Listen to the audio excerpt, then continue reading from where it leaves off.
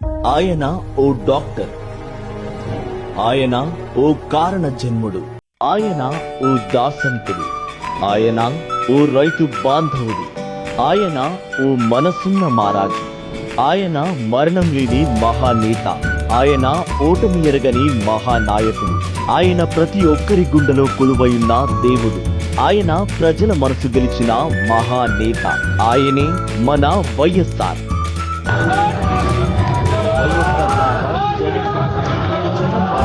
వైఎస్ఆర్ మాట. వ్యక్తిత్వంలో ఆయనకు సాటి లేదు.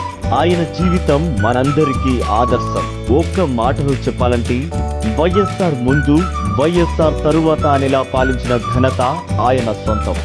అనునిత్యం ప్రజల శ్రేయస్సు గురించి తప్పించిన రాజన్న జనం మధ్యలో ప్రజల మనసుగా నిలిచారు. ప్రజలకు మన రాజన్నకు మధ్య విడదీయలేని అనుబంధం. అందుకే 3 అక్షరాలకు ఓ చరిత్ర ఉంది. కాదు, ఈ 3 అక్షరాలే ఓ బ్రాండ్.